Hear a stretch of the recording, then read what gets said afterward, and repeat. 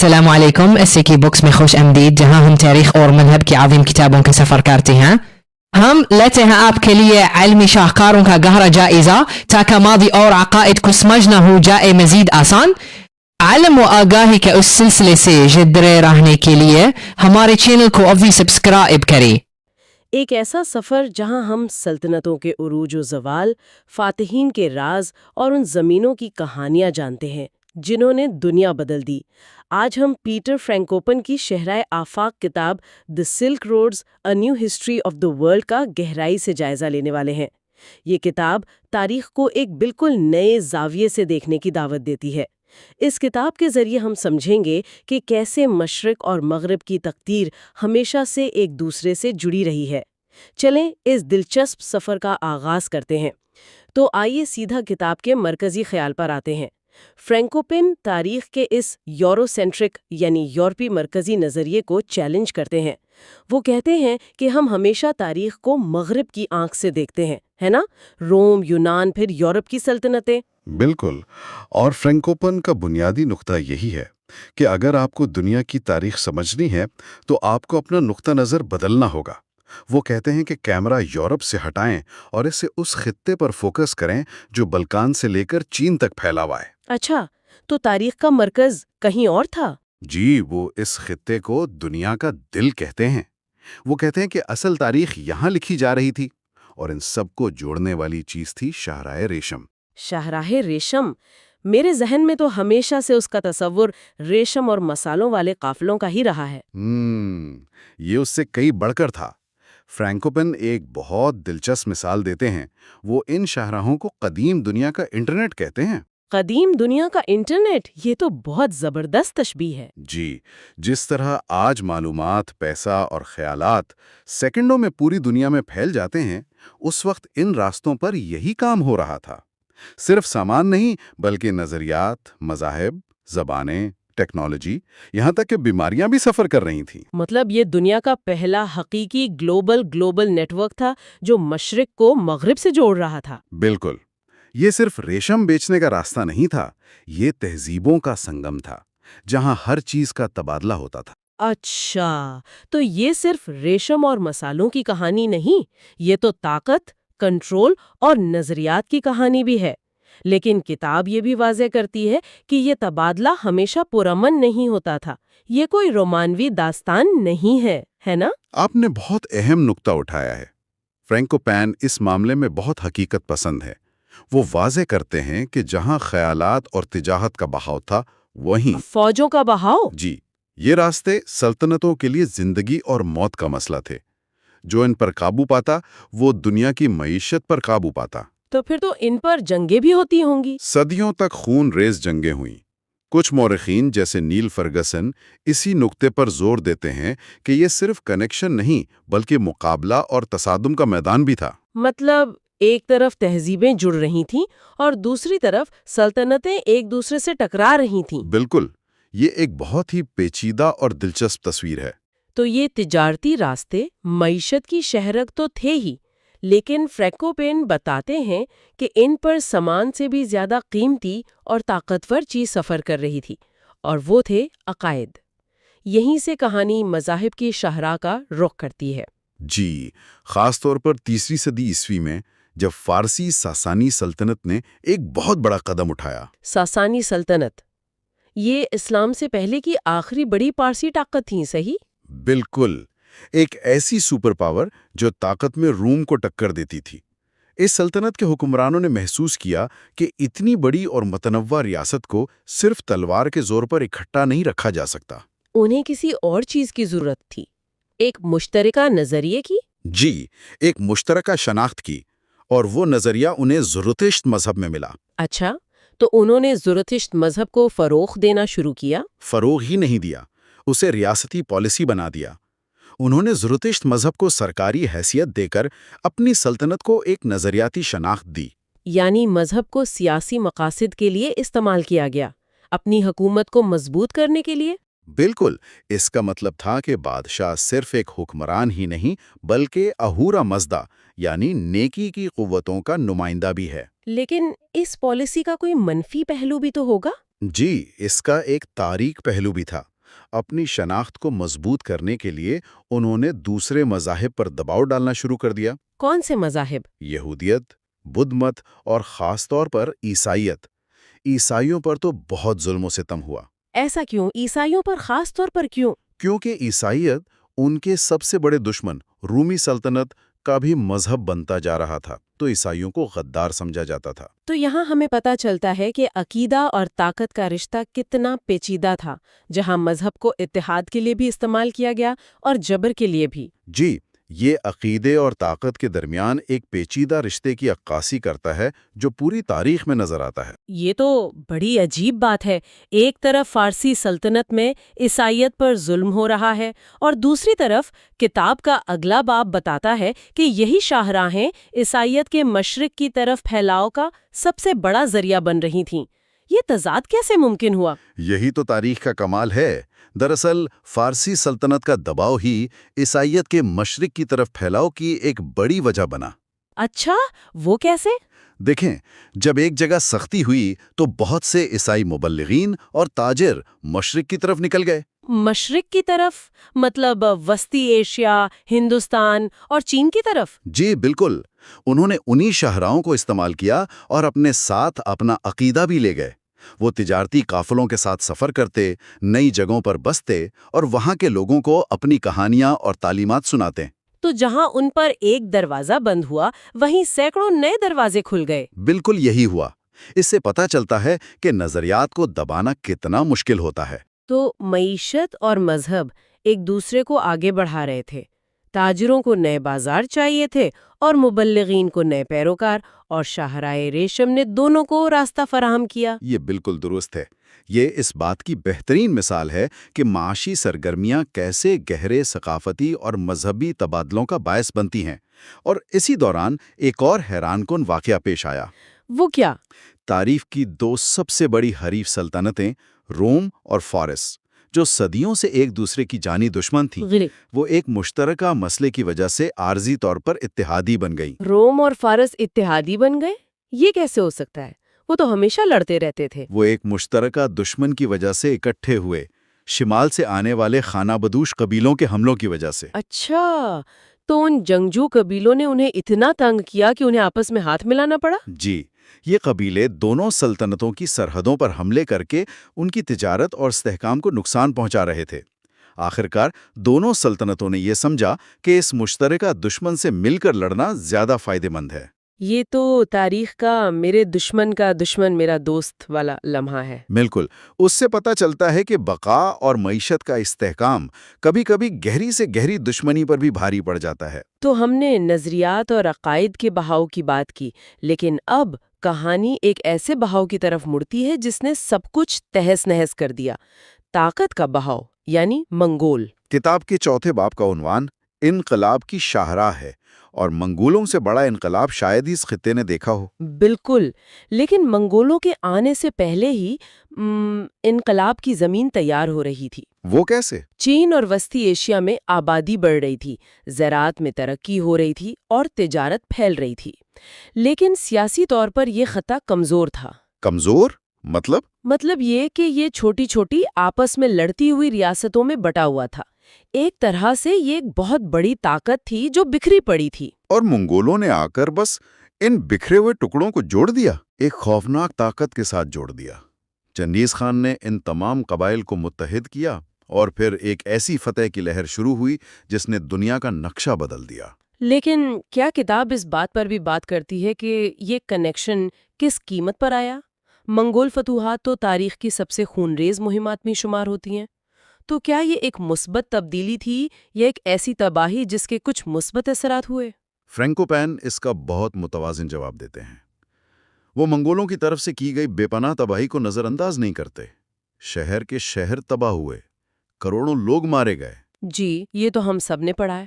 لیکن وہ کہتے ہیں کہ اس ابتدائی تباہی کے بعد جو نظام قائم ہوا، اس کی تاریخ میں مثال نہیں ملتی۔ اچھا، کیسا نظام؟ منگولوں نے چین سے لے کر مشرقی یورپ تک ایک ایسی سلطنت قائم کی جہاں تجارت پہلے سے کہیں زیادہ محفوظ تھی۔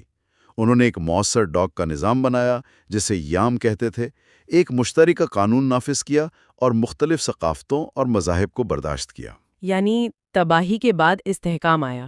جی، اس دور کو پاکس منگولیکا یا منگول امن کہا جاتا ہے۔ اس نے مشرق اور مغرب کو اس طرح جوڑا جیسا پہلے کبھی ممکن نہیں ہوا تھا۔ اور اس سے تجارت پر کیا اثر پڑا؟ تجارت کو بہت فروغ ملا۔ چاندی اور کاغذی کرنسی کے استعمال نے لین دین کو مزید آسان بنا دیا، جس سے معاشی انقلاب کی ایک نئی لہر پیدا ہوئی۔ تو یہ ایک بہت بڑی تباہی تھی جس کے نتیجے میں ایک بے مثال اتحاد پیدا ہوا۔ بالکل، تاریخ اکثر ایسے ہی تضادات سے بھری ہوتی ہے۔ تو آج کی گفتگو کا خلاصہ یہ ہے کہ تاریخ کا مرکز، جیسا کہ پیٹر فرینکوپن بتاتے ہیں، یورپ نہیں بلکہ ایشیا میں تھا۔ شاہراہ ریشم صرف مال و اسباب کے راستے نہیں تھے، بلکہ یہ نظریات، عقائد، ٹیکنالوجی اور طاقت کی کشمکش کے میدان تھے۔ جی، ہم نے دیکھا کہ کیسے فارسی سلطنت نے مذہب کو سیاسی ہتھیار بنایا، کیسے تجارت نے عیسائیت کو دنیا کے کونے کونے تک پہنچایا، اور آخر میں کیسے منگولوں کی تباہی نے دنیا کو پہلے سے کہیں زیادہ قریب کر دیا۔ بالکل، اور یہ تو صرف کہانی کی شروعات ہے۔ ابھری یعنی اسلام کا عروج۔ اور ہم بات کریں گے کہ مسلم سلطنت نے تجارت کے ان نیٹ ورکس کو کیسے نئی بلندیوں تک پہنچایا، اور ان شاہراہوں کے ایک تاریخ پہلو یعنی غلاموں کی تجارت پر بھی نظر ڈالیں گے۔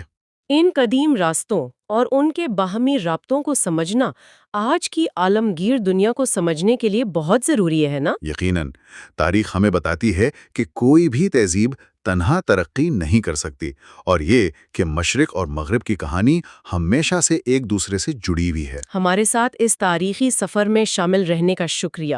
اگلی ویڈیو تک لیجنڈز اینڈ لینڈز کے ساتھ ماضی کی گہرائیوں کو کھوجتے رہیں۔ پچھلی بار ہم نے دیکھا تھا کہ کیسے شاہراہ ریشم صرف آپ کہہ لیں تجارت کا راستہ نہیں تھی، یہ تو نظریات، مذاہب اور تہذیبوں کے ٹکراؤ کا ایک بہت بڑا مرکز تھا۔ جی بالکل۔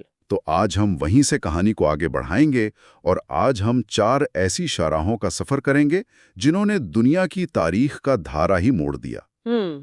یہ بہت دلچسپ دور تھا۔ جی، یہ وہ دور تھا جب ایک نئی عالمی طاقت ابھری، پرانی سلطنتیں کانپ اٹھیں، اور دنیا کے نقشے پر طاقت، دولت اور عقیدے کی نئی لکیریں کھینچی گئیں۔ آج ہم موافقت، کھالوں، غلاموں اور جنت کی راہوں پر بات کریں گے۔ بالکل، تو آئیے وہیں سے شروع کرتے ہیں جہاں ہم نے پچھلی بار چھوڑا تھا۔ روم اور فارس کی عظیم سلطنتیں صدیوں کی جنگوں کے بعد بالکل تھک چکی تھیں۔ ایسے میں ایک نئی طاقت ابھرتی ہے، اسلام۔ لیکن سوال یہ ہے کہ آخر ایسا ہوا کیسے؟ ایک نیا مذہب اتنی جلدی ایک سپر پاور کیسے بن گیا؟ دیکھیں، اس کو سمجھنے کے لیے ہمیں اس وقت کی صورتحال کو دیکھنا ہوگا۔ بازنطینی یعنی مشرقی رومی سلطنت اور ساسانی یعنی فارسی سلطنت۔ جی، اس وقت کی 2 سپر پاورز۔ بالکل، لیکن یہ ایک دوسرے سے لڑ کر بالکل کھوکھلی ہو چکی تھیں۔ ان کی معیشت تباہ تھیں، عوام پر ٹیکس کا بہت زیادہ بوجھ تھا، اور دونوں سلطنتوں کے اندر جو مذہبی اقلیتیں تھیں، جیسے کہ یہودی اور دوسرے عیسائی فرقے، جی، ان پر بہت ظلم ہو رہا تھا۔ تو جب اسلام کا ظہور ہوا تو اسے ایک بہت بڑا سیاسی اور سماجی خلا ملا۔ یعنی ایک طرح کا پاور ویکیوم تھا جسے پر کرنے کے لیے ایک نئی قوت کی ضرورت تھی۔ بالکل وہی، اور عربوں نے اس خلا کو بڑی تیزی سے پر کیا۔ لیکن یہ صرف فوجی فتوحات کی کہانی نہیں ہے، اصل کمال تو اس کے بعد شروع ہوتا ہے۔ اچھا؟ عباسی خلافت کے دور میں بغداد دنیا کا وہ مرکز بن گیا جس کا یورپ اس وقت تصور بھی نہیں کر سکتا تھا۔ یورپ تو اپنے تاریخ دور میں تھا اس وقت۔ جی بالکل، جبکہ بغداد میں بیت الحکمت قائم ہو رہا تھا، جہاں یونانی، فارسی، ہندوستانی علوم کا عربی میں ترجمہ ہو رہا تھا۔ سائنس، ریاضی، طب، ہر شعبے میں کمال کا کام ہو رہا تھا۔ دنیا کا جو مرکز ثقل تھا وہ یورپ سے ہٹ کر مشرق وسطیٰ آ چکا تھا۔ لیکن تاریخ کبھی ایک جگہ نہیں ٹھہرتی ہے نا، اس اسلامی دنیا کے اندر بھی تو تبدیلیاں آ رہی ہوں گی۔ کہانی میں اگلا بڑا موڑ کیا تھا؟ اگلا بڑا موڑ وسطی ایشیا سے آیا، سلجوق ترکوں کی شکل میں۔ اچھا؟ یہ خانہ بدوش جنگجو تھے جنہیں پہلے خلافت کی فوجوں میں غلام سپاہیوں کے طور پر بھرتی کیا گیا تھا۔ ایک منٹ، غلام سپاہی؟ یعنی جو لوگ ایک سلطنت کے محافظ بھرتی ہوئے تھے وہی بعد میں اس کے مالک بن بیٹھے؟ یہ تو طاقت کے ڈھانچے کا اندر سے ہی الٹ جانا ہے۔ جی، اور تاریخ میں ایسا بار بار ہوا ہے۔ سیلجوک اپنی بے مثال فوجی مہارت کی وجہ سے بہت طاقتور ہو گئے۔ انہوں نے آہستہ آہستہ اپنا اثر و رسوخ بڑھایا اور آخر کار 11ویں صدی میں بغداد پر ہی قبضہ کر لیا۔ تو خلیفہ کا کیا ہوا؟ اب خلیفہ صرف ایک روحانی پیشوا رہ گیا تھا اور اصل طاقت سلجوق سلطان کے ہاتھ میں تھی۔ اس تبدیلی نے اسلامی دنیا کا نقشہ تو بدلا ہی، لیکن اس کا سب سے بڑا اثر بازنطینی سلطنت پر پڑا۔ اچھا، وہ کیسے؟ اب ان کی سرحد پر ایک نئی، جارح اور انتہائی منظم فوجی طاقت آ کھڑی تھی، جو صرف زمین نہیں بلکہ نظریے کی جنگ بھی لڑ رہی تھی۔ اور کمزور ہوتی بازنطینی سلطنت نے اس نئے خطرے کا مقابلہ کیسے کیا؟ ظاہر ہے ان کے پاس اکیلے لڑنے کی ہمت تو نہیں ہوگی۔ بالکل نہیں، وہ پہلے ہی اندرونی مسائل کا شکار تھے۔ تو بازنطینی بادشاہ نے وہی کیا جو کوئی بھی کمزور حکمران کرتا ہے، اس نے باہر سے مدد مانگی۔ مغرب سے؟ جی، اس نے مغرب میں پوپ کو خط لکھا اور مدد کی اپیل۔ اسی اپیل کے جواب میں 1095 میں پوپ اربن دوم نے کلیرومونٹ فرانس میں ایک تاریخی خطبہ دیا اور پہلی صلیبی جنگ کا اعلان کر دیا۔ تو یہ تھی شروعات؟ جی، انہوں نے کہا کہ مشرق میں ہمارے عیسائی بھائیوں پر ظلم ہو رہا ہے اور یروشلم کو آزاد کرانا ہمارا مقدس فرض ہے۔ اس ایک اعلان نے مشرق اور مغرب کے درمیان صدیوں تک جاری رہنے والے تصادم کی بنیاد رکھ دی، جس کے اثرات آج بھی کسی نہ کسی شکل میں موجود ہیں۔ تو جنوب میں مذہب اور سلطنت کی جنگیں تاریخ کا رخ بدل رہی تھیں، لیکن تاریخ صرف بادشاہوں اور پاپاؤں کی کہانی نہیں ہوتی۔ ہزاروں میل شمال میں، جہاں نہ روم کی میراث تھی نہ بغداد کی شان، وہاں ایک بالکل مختلف قسم کی عالمی معیشت پنپ رہی تھی، اور وہ کسی قیمتی دھات پر نہیں بلکہ جانوروں کی کھال پر چل رہی تھی۔ یہ کھالوں کی شاہراہ کیا تھی؟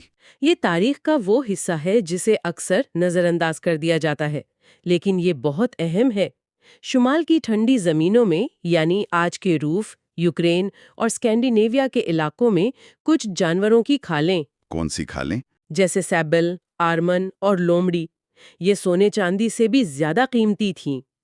ان کی مانگ اسلامی دنیا اور بائزنٹین سلطنت کی شاہی درباروں میں بہت زیادہ تھی، جہاں انہیں اسٹیٹس سمبل سمجھا جاتا تھا۔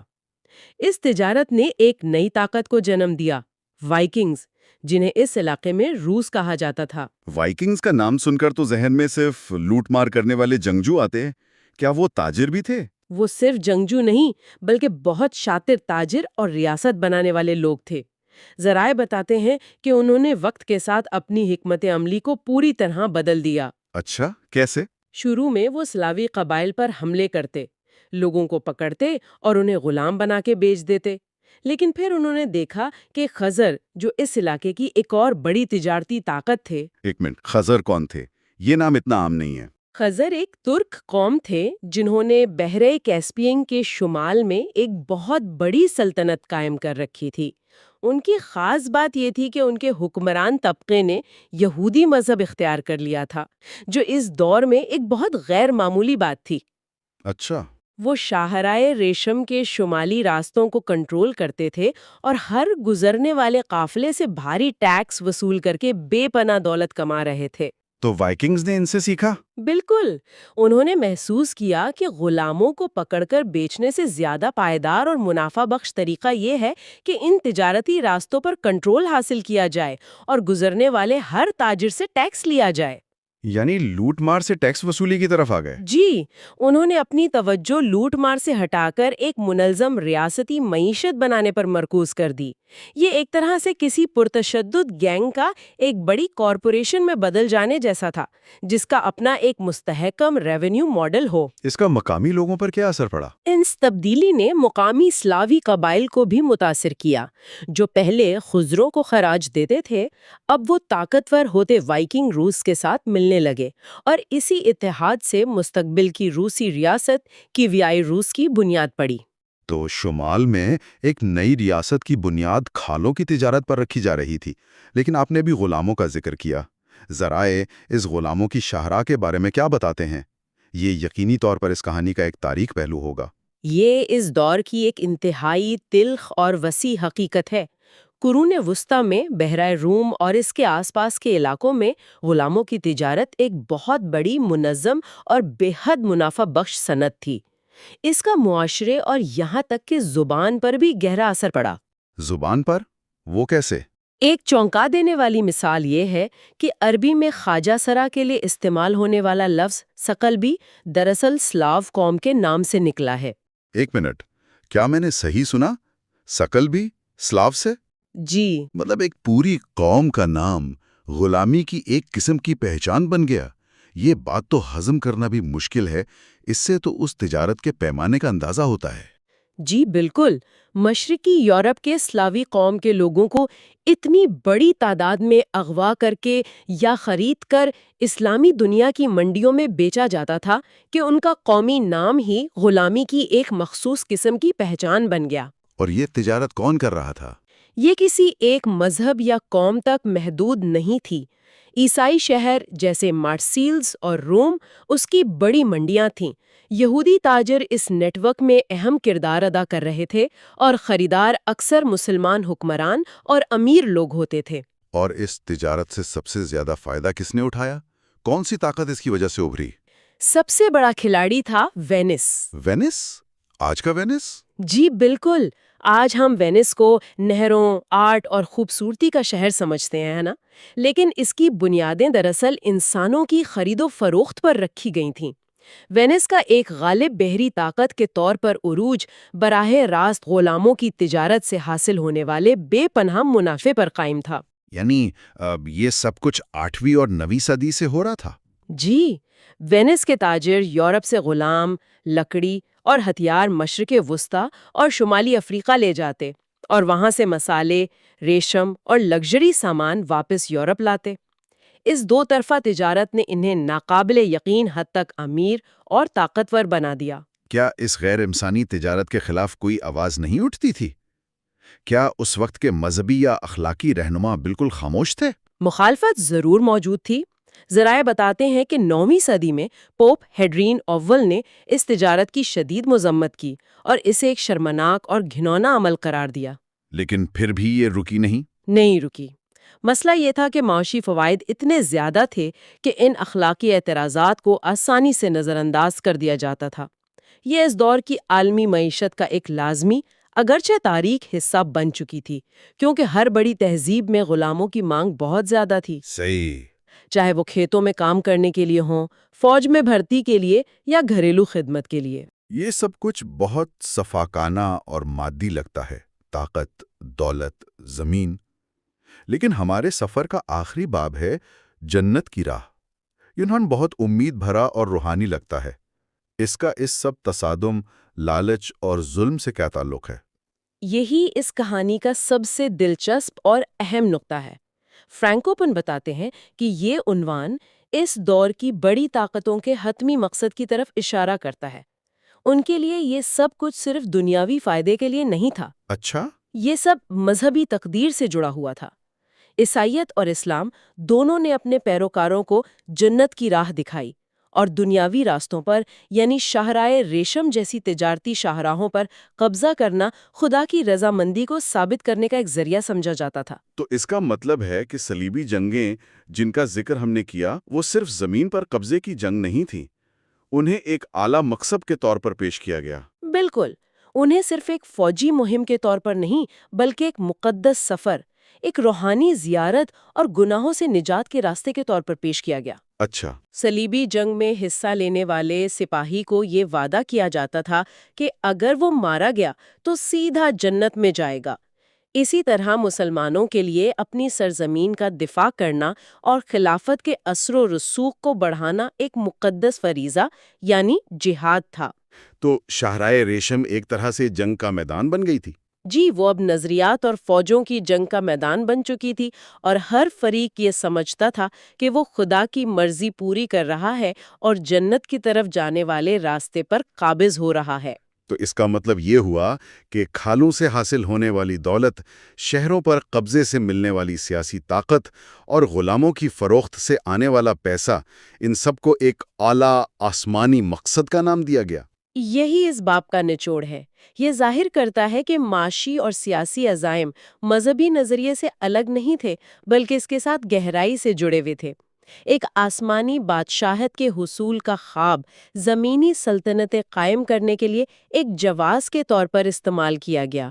مطلب جنت کا راستہ زمین پر خون ریزی اور قبضے سے ہو کر گزرتا تھا۔ جی، یہ خدا اور سونے کا، یا آپ کہہ لیں عقیدے اور سرمایے کا حتمی امتزاج تھا۔ تو ان سب کا کیا مطلب ہے؟ آج ہم نے دیکھا کہ کیسے اسلام کے عروج نے دنیا کا مرکز ثقل بدلا، کیسے شمال کی کھالوں کی تجارت نے وائکنگز کو عالمی منظرنامے پر ایک نئی ریاست کے بانی کے طور پر متعارف کرایا، اور کیسے انسانوں کی تاریخ تجارت نے وینس جیسی خوبصورت ریاست کی بنیاد رکھی۔ اور یہ سب کچھ عقیدے اور جنت کے وعدے کے پردے میں لپٹا ہوا تھا۔ جی، شاہراہ ریشم صرف سامان کی نہیں، بلکہ سلطنتوں، نظریات اور انسانی تقدیر کی شاہراہ تھی۔ اور یہ ہمیں ایک اہم سوال پر سوچنے پر مجبور کرتا ہے، جو صرف ماضی کے لیے نہیں بلکہ آج کے لیے بھی اہم ہے۔ وہ کیا؟ تاریخ میں کتنی بار عظیم نظریات جو انسانوں کو جنت کا کوئی نہ کوئی تصور پیش کرتے ہیں، چاہے وہ مذہبی ہو یا سیکولر، زمین پر دولت اور طاقت کے حصول کو جائز قرار دینے کے لیے استعمال کیے گئے ہیں۔ ہم دیکھیں گے کہ کیسے منگول فتوحات نے دنیا کا نقشہ ہمیشہ کے لیے بدل دیا، کیسے کالی موت یعنی طاعون کی وبا انہی راستوں پر سفر کرتی ہوئی یورپ اور ایشیا میں تباہی لائی، اور کیسے سونے اور چاندی کی نئی شاہراہوں نے تاریخ کا رخ ایک بار پھر مغرب کی طرف موڑ دیا۔ آج ہم جس دور میں قدم رکھ رہی ہیں وہ تضادات سے بھرا ہوا ہے۔ بہت زیادہ تضادات سے۔ ایک طرف منگولوں کی وہ تباہی ہے جس کا تصور کرنا بھی مشکل ہے، اور دوسری طرف انہی کے ہاتھوں ایک ایسی دنیا وجود میں آ رہی ہے جو پہلے سے کہیں زیادہ جڑی ہوئی ہے۔ اور پھر اسی جڑی ہوئی دنیا میں سیام موت جیسی وبا پھیلتی ہے جو لاکھوں جانیں نکل گئی، لیکن اسی کی راکھ سے ایک نیا سماجی نظام جنم لے رہا ہے۔ بالکل، اور آخر میں سونے اور چاندی کا وہ سیلاب جس نے عالمی معیشت کا رخ ہی موڑ دیا۔ آج کی ہماری گفتگو فرینکوپن کے ابواب، جہنم کا راستہ، موت اور تباہی کا راستہ، سونے کا راستہ اور چاندی کا راستہ پر مرکوز رہے گی۔ تو شروعات جہنم کے راستے سے کرتے ہیں۔ جی، جب بھی منگولوں کا نام آتا ہے تو ذہن میں صرف ایک ہی تصویر آتی ہے، گھوڑوں پر سوار جنگجو، شہروں کو جلاتے ہوئے، کھوپڑیوں کے مینار بناتے، اور کتاب بھی اس کی تصدیق کرتی ہے کہ ان کا مقصد صرف ایک تھا، پوری دنیا پر قبضہ۔ اور ان کے لیے یورپ کی فتح کوئی دور کا خواب نہیں تھی، وہ اسے ایک منطقی اگلا قدم سمجھتے تھے۔ تو یہ صرف چنگیز خان کا جنون نہیں تھا؟ بالکل نہیں، یہ سمجھنا بہت ضروری ہے۔ اس کے جانشین، خاص طور پر اس کا بیٹا اغدائی خان، اسی منصوبے کو بے رحمی سے آگے بڑھا رہا تھا۔ انہوں نے منگول سلطنت کو وسطی ایشیا سے نکال کر یورپ کے دل تک پہنچا دیا۔ روس، پولینڈ، ہنگری؟ جی، کوئی ان کے سامنے ٹھہر نہیں سکا۔ ان کا حملہ ایک طوفان کی طرح ہوتا تھا جس کے بعد صرف خاموشی اور بربادی رہ جاتی تھی۔ ٹھیک ہے، تو تباہی والی بات تو پکی ہو گئی، لیکن یہاں ایک سوال اٹھتا ہے، اتنی بڑی سلطنت صرف خوف اور تلوار کے زور پر تو نہیں چل سکتی۔ نہیں چل سکتی۔ آپ شہر جلا سکتے ہیں، لوگوں کو مار سکتے ہیں، لیکن پھر اس وسیع و عریض علاقے کا انتظام کیسے چلائیں گے؟ اور یہیں سے کہانی دلچسپ ہوتی ہے، کیونکہ منگول صرف جنگجو نہیں تھے، وہ کمال کے منتظم بھی تھے۔ یہ بہت اہم نکتہ ہے۔ ان کی کامیابی کا راز صرف فوجی طاقت نہیں بلکہ ان کی سیاسی ذہانت تھی۔ وہ جانتے تھے کہ مفتوحہ علاقوں کو کیسے کنٹرول کرنا ہے۔ کیسے؟ اس کی کوئی مثال؟ دیکھیں، اس کی ایک بہترین مثال روس میں ان کی پالیسی ہے۔ انہوں نے وہاں آرتھوڈاکس چرچ کو تمام ٹیکسوں اور لازمی فوجی خدمات سے مکمل طور پر چھوٹ دے دی۔ ایک منٹ، یہ تو کمال کی چال ہے۔ یعنی آپ نے آبادی کے سب سے طاقتور اور با اثر ادارے کو اپنا دوست بنا لیا۔ جی بالکل۔ پادری اور بشپ تو پھر منگولوں کے لیے دعا کر رہے ہوں گے کہ یہ حکومت قائم رہے۔ اس سے تو بغاوت کا خطرہ ہی ختم ہو گیا ہوگا۔ بالکل یہی ہوا۔ انہوں نے مقامی آبادی کے دل و دماغ جیتنے کی کوشش کی، لیکن یہاں ایک اور مسئلہ تھا۔ وہ کیا؟ مقامی حکمرانوں اور چرچ کے درمیان ٹینشن۔ آخرکار چرچ کی وفاداری کس کے ساتھ تھی؟ اپنے مقامی شہزادے کے ساتھ یا دور بیٹھے خان کے ساتھ؟ یہ بھی ہے۔ تو انہوں نے اس مسئلے کو کیسے حل کیا؟ انہوں نے ایک اور ہوشیار کام کیا۔ انہوں نے ایک غیر مرکزی نظام بنایا۔ مقامی شہزادوں کو حکومت کرنے دی، ٹیکس اکٹھا کرنے دیا۔ اچھا، بس شرط یہ تھی کہ وہ منگول خان کو اپنا حاکم تسلیم کریں اور خراج وقت پر پہنچائیں۔ اس سے انہیں روزمرہ کے جھگڑوں میں پڑنے کی ضرورت ہی نہیں رہی۔ مطلب مقامی سطح پر سب کچھ ویسے ہی چلتا رہا، بس سب سے اوپر بیٹھا حاکم بدل گیا۔ لیکن ان سب کا سونے کے راستے سے کیا تعلق بنتا ہے؟ یہ سب تو انتظامی حکمت عمل ہے، پیسہ کہاں سے آ رہا تھا؟ پیسہ آ رہا تھا تجارت سے۔ منگولوں نے جو سب سے بڑا کام کیا وہ تجارت کو بے مثال تحفظ اور فروغ دینا تھا۔ انہوں نے بحیرہ اسود یعنی بلیک سی کی بندرگاہوں پر تجارتی ٹیکس کی شرح صرف 3 سے 5% رکھی۔ صرف 3 سے 5%؟ آج کے دور میں تو یہ ناقابل یقین لگتا ہے۔ جی، اس کا مطلب ہے کہ اگر کوئی تاجر مصر کے شہر اسکندریہ میں 100 روپے ٹیکس دیتا تھا تو منگولوں کے علاقے میں اسے صرف 3 یا 5 روپے دینے پڑتے تھے۔ یقیناً۔ تو کوئی بھی عقل مند تاجر کون سا راستہ استعمال کرے گا؟ ظاہر ہے منگولوں والا۔ اور نتیجہ یہ نکلا کہ یوریشیا کے تجارتی راستے پہلے سے کہیں زیادہ محفوظ اور مصروف ہو گئے۔ تبریز جیسا شہر جو آج ایران میں ہے، اس وقت دنیا کا سب سے بڑا تجارتی مرکز بن گیا تھا۔ ایک حقیقی عالمی منڈی کی طرح۔ جی، ایک حقیقی عالمی منڈی۔ وہاں وینس اور جنیوا کے تاجر چینی ریشم خرید رہے ہوتے تھے اور ہندوستانی تاجر مسالے بیچ رہے ہوتے تھے۔ اور اس کی ایک اور بڑی وجہ منگولوں کی مذہبی رواداری تھی۔ اچھا، یہ بھی ایک اہم نکتہ ہے۔ ایک ایسے وقت میں جب یورپ میں یہودیوں اور مسلمانوں پر ظلم ہو رہا تھا، منگول سلطنت میں عیسائی، مسلمان، بدھ مت سب آزادی سے اپنے مذہب پر عمل کر سکتے تھے۔ تو اس پورے نظام نے کم ٹیکس، سیکیورٹی، مذہبی آزادی، ایک ایسا ماحول بنا دیا جس میں تجارت پھل پھول سکے۔ انہوں نے یہ جدید مالیاتی نظام بھی متعارف کرائے جس سے تاجروں کو ہر وقت اپنے ساتھ سونے کی بوریاں لے کر نہیں گھومنا پڑتا تھا۔ تو منگولوں نے چاہے انجانے میں ہی صحیح دنیا کی پہلی حقیقی عالمی معیشت کی بنیاد رکھ دی تھی۔ انہوں نے دنیا کو اس طرح جوڑ دیا تھا جس طرح پہلے کبھی نہیں جوڑا گیا تھا۔ لیکن جب دنیا اتنی زیادہ جڑ جاتی ہے تو صرف اچھی چیزیں ہی سفر نہیں کرتیں۔ صحیح کہا۔ انہی شاہراہوں پر جن پر ریشم اور مسالے سفر کر رہے تھے، ایک ایسی چیز نے بھی سفر شروع کیا جو نظر نہیں آتی تھی لیکن تلوار سے زیادہ مہلک تھی۔ اور یہاں ہم موت اور تباہی کے راستے پر قدم رکھتے ہیں۔ یہ سالم رابطے کا سب سے تاریک پہلو تھا۔ 1340 کی دہائی میں طاعون کی وبا، جسے سیاہ موت یا بلیک ڈیتھ کہا جاتا ہے، یہ شروع کہاں سے ہوئی تھی؟ غالباً وسطی ایشیا کے کسی کونے سے اٹھی اور انہی تجارتی راستوں پر سفر کرتی ہوئی پہلے بحیرہ اسود پہنچی اور پھر تجارتی جہازوں کے ذریعے، اور وہاں سے پھر ہر جگہ پھیل گئی۔ چند ہی سالوں میں پورے یورپ، مشرق وسطیٰ اور شمالی افریقہ میں پھیل گئی۔ اس کی تباہی کا اندازہ لگانا مشکل ہے۔ شہروں کی آدھی آبادی ختم ہو گئی۔ کچھ گاؤں تو ایسے تھے جہاں ایک بھی انسان زندہ نہیں بچا۔ کتنا نقصان ہوا ہوگا آبادی کا؟ مورخین کا اندازہ ہے کہ یورپ کی کل آبادی کا 1/3 سے لے کر نصف حصہ اس وبا میں مارا گیا۔ یہ سوچ کر ہی خوف آتا ہے، ہر طرف لاشیں، بیماری کا ڈر، سماجی ڈھانچہ ٹوٹ پھوٹ کا شکار۔ لیکن فرینکوپین یہاں ایک بہت ہی چونکا دینے والا نقطہ اٹھاتے ہیں۔ جی، وہ کہتے ہیں کہ اس تباہی کے نتائج صرف منفی نہیں تھے۔ ایک منٹ، تو آپ یہ کہہ رہی ہیں کہ تاریخ کی سب سے بڑی وبا نے عام مزدور کو فائدہ پہنچایا؟ یہ تو بالکل الٹی بات لگتی ہے۔ یہ واقعی ایک تضاد لگتا ہے، لیکن معاشی حقیقت یہی تھی۔ کیسے؟ میں تو سوچ رہی تھی کہ سب کچھ ختم ہو گیا ہوگا، ہر طرف بھوک اور افلاس ہوگی۔ دیکھیں، جب اتنے سارے لوگ مر گئے تو اچانک کام کرنے والوں کی شدید قلت ہو گئی۔ کھیتوں میں فصل کاٹنے کے لیے کسان نہیں تھے، شہروں میں جوتے بنانے کے لیے موچی نہیں تھے۔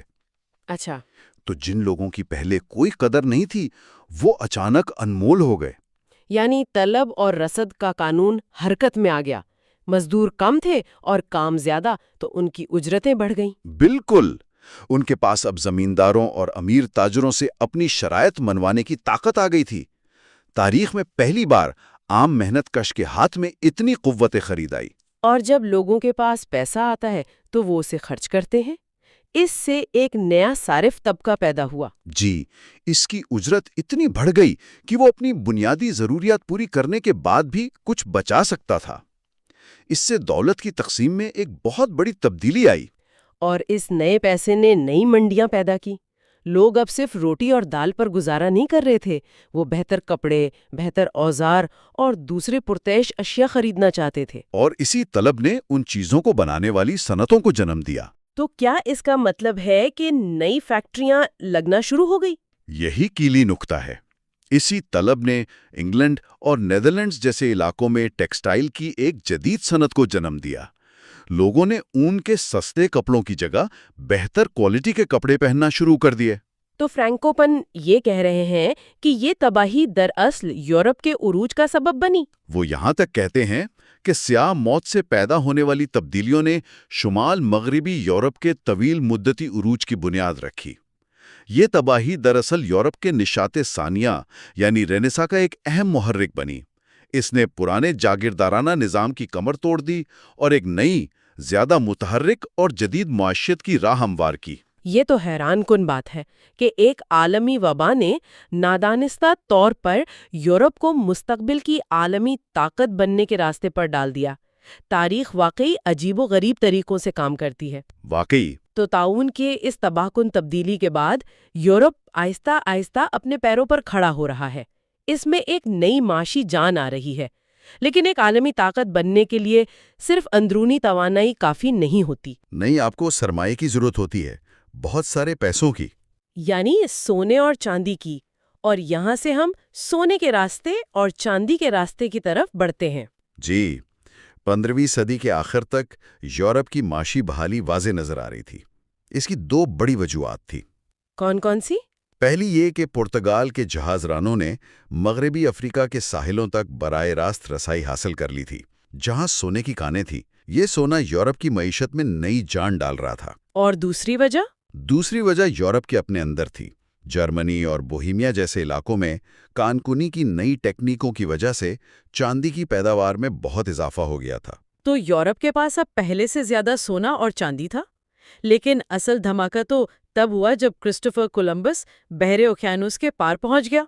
बिल्कुल, उसने अनजाने में एक ऐसे खजाने का दरवाजा खोल दिया था जिसने दुनिया की तारीख बदल दी। बिलाशुबा नई दुनिया यानी अमेरिका, खास तौर पर मौजूदा मेक्सिको, बोलीविया और पेरू के इलाकों से चांदी का एक ऐसा सैलाब यूरोप में आया जिसकी कोई मिसाल नहीं मिलती।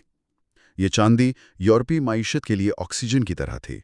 लेकिन सवाल यह है कि उन्हें इतनी चांदी की जरूरत क्यों थी? वो इस चांदी का करते क्या थे? क्या वो उसे सिर्फ अपने मुल्कों में इस्तेमाल करते थे? नहीं, ये बहुत दिलचस्प बात है। इसका बड़ा हिस्सा यूरोप में रुकता ही नहीं था। तो फिर कहाँ जाता था? वो सीधा एशिया, खास तौर पर चीन जाता था। वजह यह थी कि यूरोप के पास ऐसी कोई चीज नहीं थी जिसे वो चीन को बेच सकें। चीनियों को यूरोपीय कपड़ों या औजारों में कोई दिलचस्पी नहीं थी। अच्छा। लेकिन उन्हें चांदी की जरूरत थी।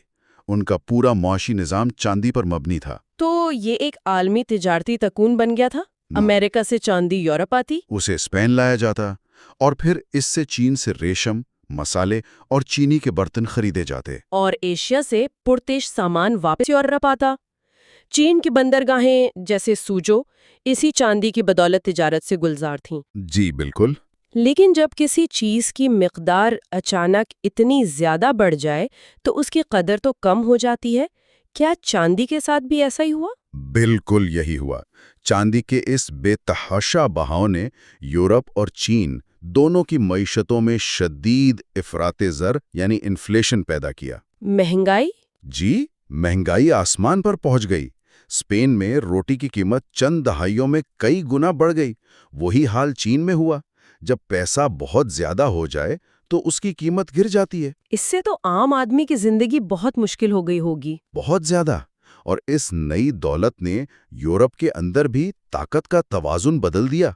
जिन मुल्कों के पास ये चांदी आ रही थी वो यकीनन बहुत ताकतवर हो गए होंगे, जैसे स्पेन और पुर्तगाल। जी हाँ, इस दौलत ने उन्हीं यूरोपीय बहरी ताकतों को जन्म दिया।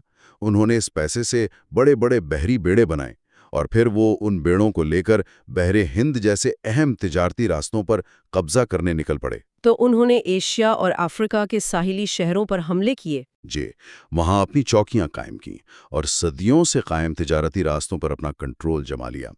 ताकत का मरकज अब मंगोलों जैसी ज़मीनी सल्तनतों से हटकर यूरोपीय बहरी सल्तनतों की तरफ मुंतकिल हो रहा था। दुनिया एक नए दौर में दाखिल हो रही थी जहां समंदरों पर हुक्मरानी करने वाला ही दुनिया का हाकिम बनने वाला था। सही। तो आइए आज की इस गुफ्तगू को समेटते हैं। हमने एक बहुत बड़ा सफर तय किया है।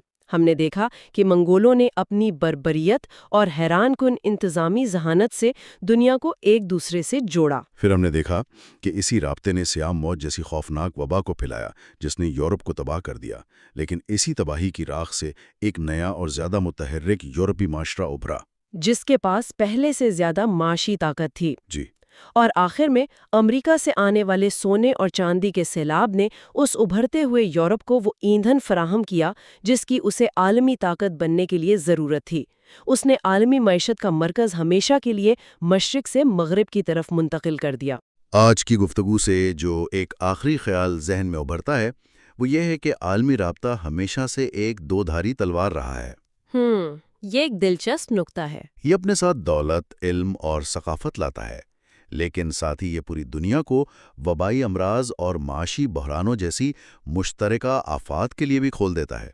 تو اس دور میں جو نظام قائم ہوئے، کیا وہ آج بھی کسی نہ کسی شکل میں موجود ہیں؟ بالکل۔ عالمی تجارت، قیمتی دھاتوں پر انحصار اور دوسرے علاقوں کے وسائل پر قبضہ جمانے کی دوڑ، انہوں نے دراصل آنے والی صدیوں کے عالمی تنازعات اور سامراجیت کی بنیاد رکھی تھی۔ ہم آج بھی اسی دنیا میں رہ رہے ہیں جس کی بنیادیں اس دور میں رکھی گئی تھیں۔ یہ ایک بہت گہرا نقطہ ہے اور اس پر غور کرنے کی ضرورت ہے۔ اگلے حصے میں ہم دیکھیں گے کہ ان بنیادوں پر عظیم یورپی سلطنتوں کا عروج کیسے ہوا۔ جی، ہم شمالی یورپ کی شاہراہوں کا سفر کریں گے اور ان عظیم جنگوں کے آغاز کے گواہ بنیں گے جنہوں نے ایک بار پھر دنیا کا نقشہ بدل دیا۔ تو وہ ایک اہم موڑ ہوگا جہاں کہانی کا مرکز مکمل طور پر یورپ کی طرف منتقل ہو جائے گا۔ اور ہم دیکھیں گے کہ مغرب کا عروج کیسے شروع ہوا۔ لہٰذا ہمارے ساتھ جڑنے کے لیے اس چینل کو سبسکرائب کریں۔ پچھلی بار ہم نے دیکھا تھا کہ کیسے دنیا کا مرکز صدیوں تک مشرق میں رہا، لیکن آج کہانی ایک ڈرامائی موڑ لیتی ہے۔ آج ہم دیکھیں گے کہ کیسے طاقت کا ترازو مشرق سے ہٹ کر شمالی یورپ کی طرف جھک گیا۔ ہم دیکھیں گے کہ کس طرح چند ممالک نے سمندروں پر راج کیا، بڑی بڑی سلطنتیں بنائیں اور پھر ایک دوسرے سے ایسے ٹکرائے کہ پوری دنیا ایک عالمی جنگ کی آگ میں جل گئی۔ بالکل، اور آج کی ہماری گفتگو کا محور یہی سمجھنا ہے کہ یہ سب ہوا کیسے۔ ہم دیکھیں گے کہ نئی دنیا کی دریافت، پھر یہ جو اسٹاک مارکیٹ پر چلنے والی کمپنیاں تھیں ان کا قیام، اور نوآبادیاتی عزائم نے تاریخ کا رخ کیسے ہمیشہ کے لیے موڑ دیا۔ ہم فرینکوپن کی کتاب کے باب 13، 14 اور 16 سے اہم نکات لیں گے تاکہ شمالی یورپ کے عروج، سلطنتوں کے ٹکراؤ اور پھر پہلی عالمی جنگ تک کا سفر دیکھ سکے۔ اور یہ کہانی صرف بادشاہوں اور جنگوں کی نہیں ہے، یہ لالچ، جدت اور عالمی طاقت کے بدلتے ہوئے اصولوں کی کہانی ہے۔ تو آئیے اس کی کھوج کرتے ہیں۔ اچھا، کہانی کا آغاز ہوتا ہے ایک بہت مشہور نام سے، کرسٹوفر کولمبس۔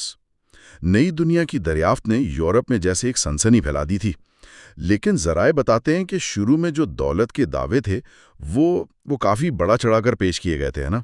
ہاں بالکل، شروع میں تو کافی مایوسی ہوئی تھی، لیکن جلد ہی تصویر بدل گئی جب ہرنان کورٹس جیسے ہسپینی فاتحین نے میکسیکو اور پیرو میں ایزٹیک اور انکا تہذیبوں کو فتح کیا تو وہاں سے سونے اور چاندی کے، اب سوچیں، ڈھیر کے ڈھیر یورپ آنا شروع ہوئے۔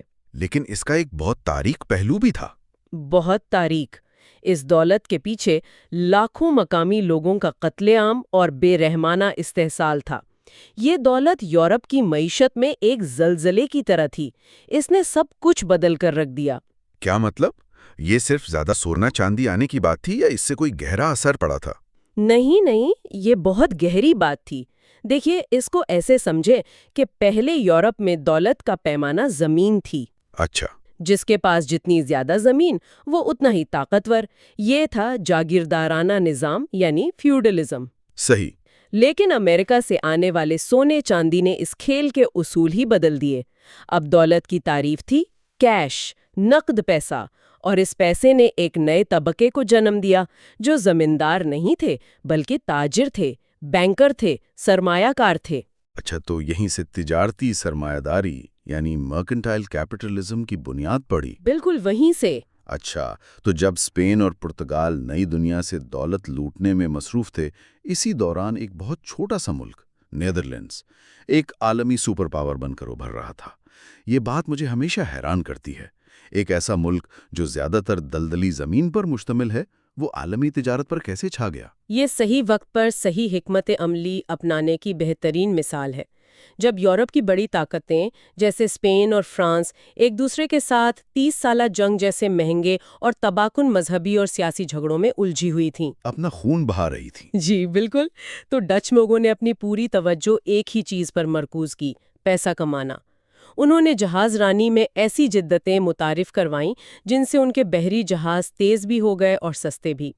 لیکن ان کا سب سے بڑا ہتھیار تھا 1602 میں قائم ہونے والی ڈچ ایسٹ انڈیا کمپنی یعنی VOC۔ VOC کا نام تو تاریخ میں بہت بڑا ہے، لیکن یہ باقی تجارتی کمپنیوں سے اتنی مختلف کیوں تھی؟ دیکھیں، یہ ایک انقلابی خیال تھا۔ مطلب سوچیں کہ ایک پرائیویٹ کمپنی ہے جو ایمسٹرڈیم کی اسٹاک مارکیٹ پر ٹریڈ ہو رہی ہے، لیکن اس کے پاس اپنی فوج اور بحریہ ہے۔ وہ دوسرے ملکوں سے جنگ کر سکتی ہے، معاہدے کر سکتی ہے اور نو آبادیاں بھی قائم کر سکتی ہے۔ یعنی ریاست کے اندر ایک ریاست۔ بالکل۔ اس ماڈل نے انہیں ایشیا، خاص طور پر انڈونیشیا کے مسالوں کی تجارت پر مکمل کنٹرول دے دیا اور اتنی دولت اکٹھی کی کہ 17ویں صدی کو ڈچ گولڈن ایج کہا جاتا ہے۔ ایمسٹرڈیم دنیا کا امیر ترین شہر بن گیا تھا۔ یہ ایک حیرت انگیز تضاد ہے۔ ایک طرف ڈچ ایک تجارتی سلطنت بنا رہے تھے جو بظاہر سرمایہ پر چلتی تھی، وہیں چینل کے پار انگریز ایک مختلف، شاید زیادہ جارحانہ راستے پر چل نکلے تھے۔ ان کی کہانی کیسے شروع ہوئی؟ انگریزوں نے ڈچ ماڈل کو دیکھا اور اسے بہتر بنانے کی کوشش کی۔ ان کی شروعات تھوڑی سست تھی، لیکن ان کے لیے ایک اہم موڑ آیا 1588 میں، جب انہوں نے ہسپانوی آرماڈا کو شکست دی۔ اوہ، یہ تو بہت بڑی فتح تھی۔ جی، اور یہ صرف ایک فوجی فتح نہیں تھی بلکہ ایک نفسیاتی جیت تھی۔ اس نے انگریزوں کو یہ یقین دلا دیا کہ وہ سمندروں کے بادشاہ بن سکتے ہیں۔ اس کے بعد انہوں نے اپنی بحریہ کو جدید بنانا شروع کیا تاکہ وہ عالمی سطح پر مقابلہ کر سکیں۔ اور پھر برٹش ایسٹ انڈیا کمپنی بھی میدان میں آ گئی۔ کیا یہ بھی VOC کی طرح ہی تھی؟ بالکل، لیکن اس کا راستہ تھوڑا مختلف تھا۔ VOC شروع سے ہی بہت طاقتور تھی، جبکہ برٹش ایسٹ انڈیا کمپنی نے آہستہ آہستہ طاقت حاصل کی۔ ایک اور بڑا فرق تب آیا جب برطانیہ نے اپنی امریکی نوآبادیات کھو دیں۔ امریکی انقلاب کے بعد؟ جی، اس نقصان کے بعد انہوں نے اپنی پوری توجہ مشرق، خاص طور پر ہندوستان کی طرف مرکوز کر دی۔ یہیں سے ایسٹ انڈیا کمپنی کا کردار ڈرامائی طور پر بدل گیا۔ ایک منٹ، مجھے یہ سمجھنے میں تھوڑی مشکل ہو رہی ہے۔ ایک کمپنی جو مسالے اور کپڑا بیچتی ہے، وہ اچانک ایک پورے خطے پر حکومت کیسے کرنے لگتی ہے؟ کیا کوئی ایک فیصلہ کن لمحہ تھا جب انہوں نے تاجروں کا چولا اتار کر بادشاہوں کا تاج پہن لیا؟ وہ فیصلہ کن لمحہ تھا بنگال کی فتح۔ کمپنی نے وہاں کے مقامی حکمرانوں کی اندرونی لڑائیوں کا خوب فائدہ اٹھایا۔ 1757 میں جنگ پلاسی کے بعد انہوں نے بنگال کے نواب کو ایک کٹھ پتلی بنا دیا اور پھر آہستہ آہستہ پورے انتظامی اور ٹیکس وصول کرنے کے نظام پر قبضہ کر لیا۔ تو وہ آپ صرف تاجر نہیں تھے، وہ حکمران بن چکے تھے۔ بالکل، ان کی پالیسیاں صرف ایک مقصد کے لیے تھیں: زیادہ سے زیادہ پیسہ نکالنا۔ اس کے لیے انہوں نے مقامی آبادی پر بھاری ٹیکس لگائے اور بے تحاشا تشدد کیا۔ اور اس کا نتیجہ کیا نکلا؟ اس کا نتیجہ 1770 کی دہائی میں بنگال کے خوفناک قحط کی صورت میں نکلا، جس میں ایک اندازے کے مطابق 1 کروڑ لوگ 1 کروڑ؟ جی، آبادی کا تقریباً 1/3 حصہ بھوک سے مر گیا۔ یعنی یہ کوئی قدرتی آفت نہیں تھی، بلکہ انسان کی بنائی ہوئی تباہی تھی جو لالچ پر مبنی پالیسیوں کا نتیجہ تھی۔ بالکل، یہ واقعہ فرینکوپن کے مطابق یورپی ذہنیت میں ایک بڑی تبدیلی کو ظاہر کرتا ہے۔ ایشیا کو اب عجائبات اور خزانوں کی سرزمین کے طور پر نہیں بلکہ ایک ایسی جگہ کے طور پر دیکھا جانے لگا جسے فتح کیا جا سکتا تھا اور جس کے وسائل کا بے رحمی سے استحصال کیا جا سکتا تھا۔ تو اب 19ویں صدی کے آخر تک ہمارے پاس برطانیہ جیسی بہت بڑی عالمی سلطنت ہے، ڈچ اپنی نو آبادیاں سنبھالے ہوئے ہیں اور روس بھی مشرق اور وسطی ایشیا میں پھیل رہا ہے۔ یہ تو ایک بارود کا ڈھیر لگ رہا ہے جو کسی بھی وقت پھٹ سکتا تھا۔ اور ایسا ہی تھا۔ برطانیہ اور روس کے درمیان وسطی ایشیا میں اثر و رسوخ کی ایک جنگ چل رہی تھی جسے دی گریٹ گیم کہا جاتا تھا۔ صحیح۔ برطانیہ کو ہمیشہ یہ ڈر لگا رہتا تھا کہ روس افغانستان کے راستے ہندوستان پر حملہ نہ کر دے، جو اس کی سلطنت کا سب سے قیمتی ہیرا تھا۔ اسی دوران روس نے ایران، جسے اس وقت فارس کہا جاتا تھا، کے ساتھ اپنے تعلقات بڑھانا شروع کر دیے، جس سے لندن میں خطرے کی گھنٹیاں بجنے لگیں۔ اچھا، تو یہاں پر ایک نیا موڑ آتا ہے، کیونکہ اب تک ہم سمندری طاقت کی بات کر رہے تھے، لیکن اب جرمنی ایک زمینی طاقت کے طور پر ابھر رہا ہے، جس کے عزائم براہ راست برطانوی سمندری راستوں کو چیلنج کر رہے تھے۔ یہ تو شطرنج کی بساط پر ایک بالکل نیا کھلاڑی آ گیا۔ بالکل، 1871 میں جرمنی کے اتحاد کے بعد اس نے حیران کن رفتار سے صنعتی ترقی کی۔ اس کی فیکٹریاں برطانیہ سے زیادہ سٹیل بنا رہی تھیں، اور اس نے اپنی فوج اور بحریہ کو دنیا کی جدید ترین افواج میں سے ایک بنا لیا تھا۔ جرمنی کو لگا کہ اس عالمی طاقت کی دوڑ میں وہ پیچھے رہ گیا ہے، اور اب اسے بھی اپنی سورج میں جگہ چاہیے۔ اور ان کے عزائم کا سب سے بڑا مظہر کیا تھا؟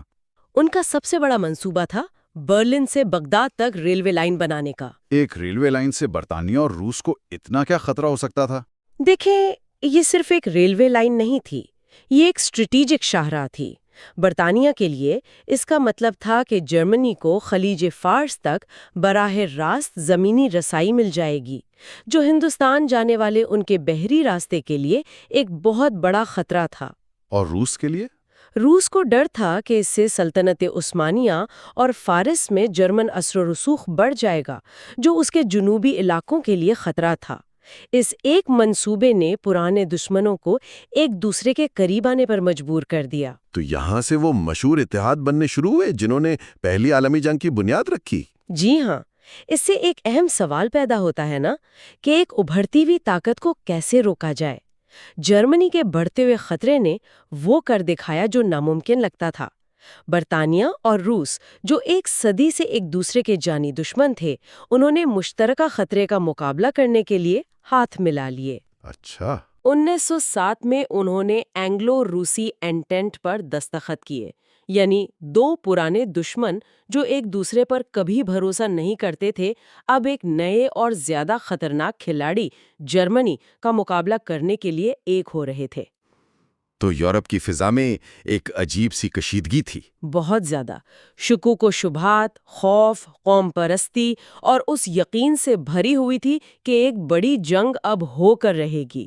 اور پھر 28 جون 1914 کو سراجیوو میں وہ واقعہ پیش آیا جس نے اس بارود کے ڈھیر کو آگ لگا دی۔ آسٹریا ہنگری کے ولی عہد آرک ڈیوک فرانس فرڈینینڈ کا قتل۔ اس کے بعد تو جیسے واقعات کی ایک ایسی زنجیر شروع ہوئی جسے کوئی روک ہی نہیں سکا۔ وہ ایک چنگاری تھی۔ آسٹریا ہنگری نے سربیا کو الٹیمیٹم دیا، روس نے سربیا کی حمایت کا اعلان کر دیا کیونکہ وہ خود کو سلاو قوموں کا محافظ سمجھتا تھا۔ اور جرمنی اپنے اتحادی کے ساتھ کھڑا ہو گیا۔ جی، جرمنی نے اپنے اتحادی آسٹریا ہنگری کا ساتھ دینے کا وعدہ کیا، اور پھر فرانس اور برطانیہ بھی اس جنگ میں کھنچے چلے آئے۔ ہر ملک کو لگا کہ اگر وہ پیچھے ہٹا تو کمزور سمجھا جائے گا۔ کسی کو اندازہ نہیں تھا کہ یہ جنگ کتنی خوفناک اور طویل ہوگی۔ سب کا خیال تھا کہ یہ چند مہینوں میں ختم ہو جائے گی۔ بالکل، لیکن ایسا نہیں ہوا۔ یہ جنگ 4 سال تک چلی، اور اس کے نتائج تباہ کن سے بھی بڑھ کر۔ جی، یہ انسانی تاریخ کی پہلی صنعتی جنگ تھی۔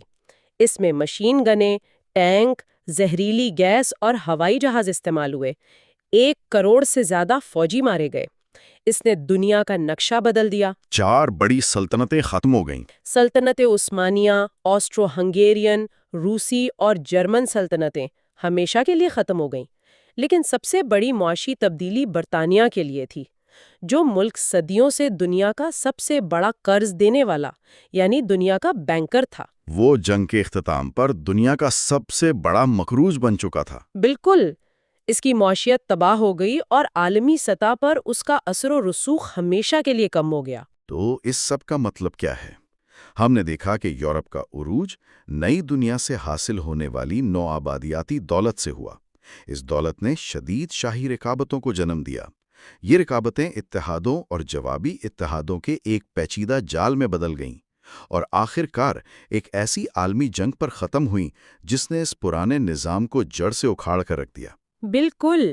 اور جب یہ پرانا نظام یورپ کے میدانوں میں ٹوٹ رہا تھا تو مشرق وسطیٰ کے صحراؤں میں ایک نئے اور انتہائی اہم وسیلے کی تلاش تیز ہو رہی تھی. ایک ایسا وسیلہ جو اگلی صدی کی پوری تاریخ لکھنے والا تھا. جی، جنگ کے دوران ہی عالمی سیاست کی بساط کو تبدیل کرنے والی چیز فارس یعنی ایران میں تیل کی دریافت تھی.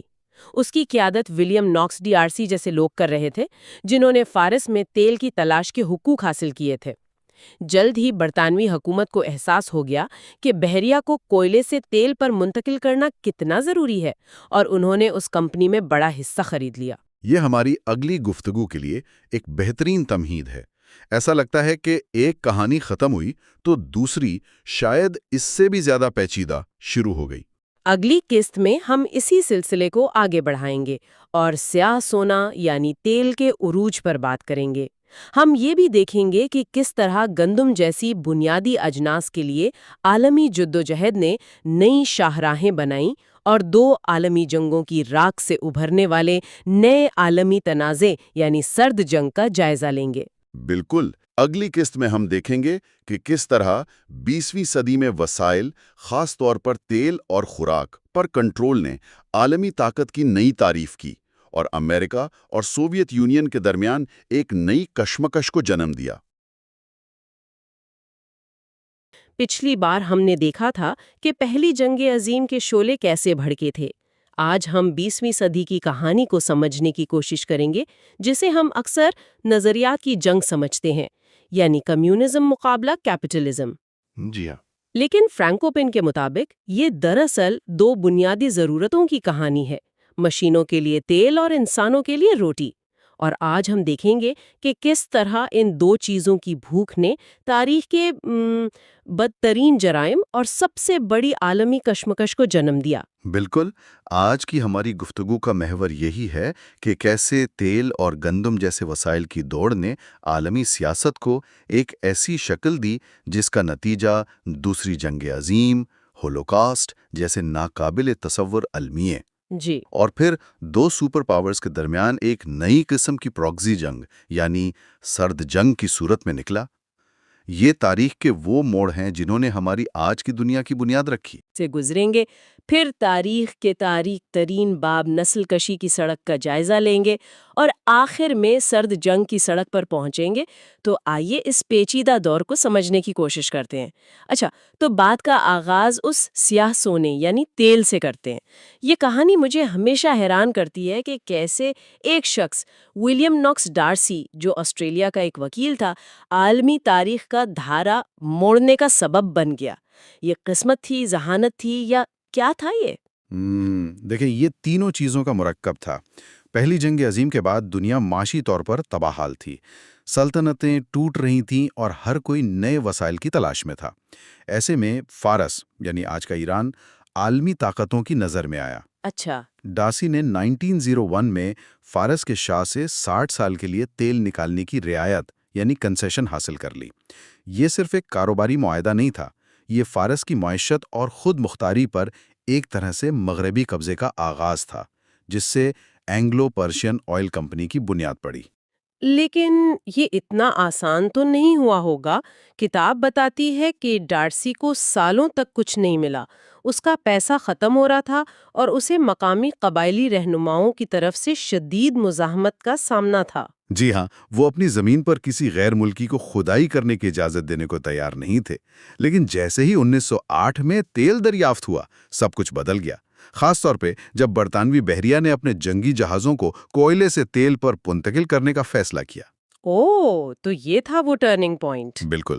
اب تیل صرف پیسہ کمانے کا ذریعہ نہیں رہا، بلکہ یہ قومی سلامتی، فوجی برتری اور ایک عالمی سلطنت کو قائم رکھنے کی ضمانت بن گیا. اور اسی لمحے ایران کے تیل کے کنووں کی اہمیت آسمان تک پہنچ گئی. اور یہیں سے وہ دوگلاپن شروع ہوتا ہے جس کا ذکر فرینکوپین بار بار کرتے ہیں. ایک طرف برطانوی ایجنٹ جیسے لارنس آف عربیہ عربوں کو سلطنت عثمانیہ کے خلاف آزادی کے خواب دکھا رہے تھے. جی، اور خود مختاری کے وعدے کر رہے تھے. اور دوسری طرف لنڈن اور پیرس میں خفیہ طور پر سائکس پیکو جیسے معاہدے ہو رہے تھے، جن کے تحت مشرق وسطیٰ کو ایسے تقسیم کیا جا رہا تھا جیسے یہ کوئی کیک ہو. وعدے عوام سے اور سودے آپس میں۔ واہ! یہی وہ دوہرا معیار تھا جس نے اس خطے میں عدم اعتماد کے ایسے بیج بوئے جن کی فصل آج تک کاٹی جا رہی ہے۔ تیل کی تلاش اب جغرافیائی سیاست کا سب سے بڑا کھیل بن چکی تھی۔ تو ایک طرف مشینیں چلانے کے لیے کالے سونے پر قبضے کی جنگ چل رہی تھی، لیکن دوسری طرف ایک اور بنیادی مسئلہ تھا جس پر سلطنتیں بنتی اور بگڑتی ہیں: اپنی آبادی اور فوج کا پیٹ بھرنا۔ اور یہاں گندم کا کردار سامنے آتا ہے نا؟ بالکل۔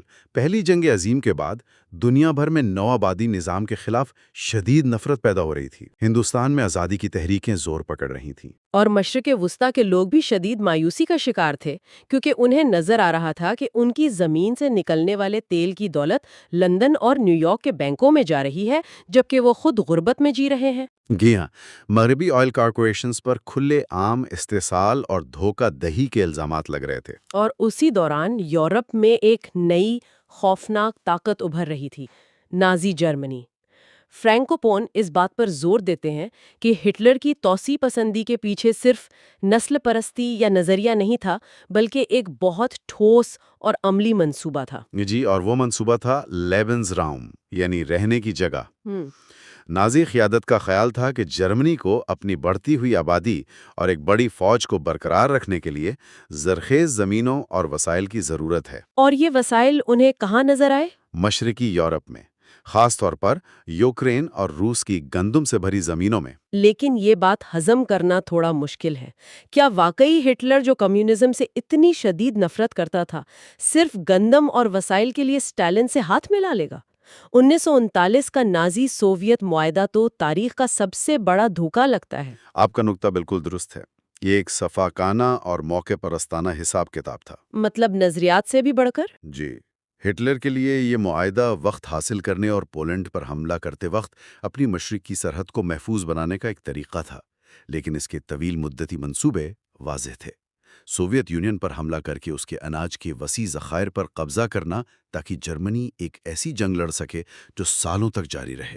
تو یہ ظاہر کرتا ہے کہ دوسری جنگ عظیم کے دہانے پر انسانی جانوں سے زیادہ وسائل کی قیمت لگائی جا رہی تھی۔ بالکل، بے رحمی سے۔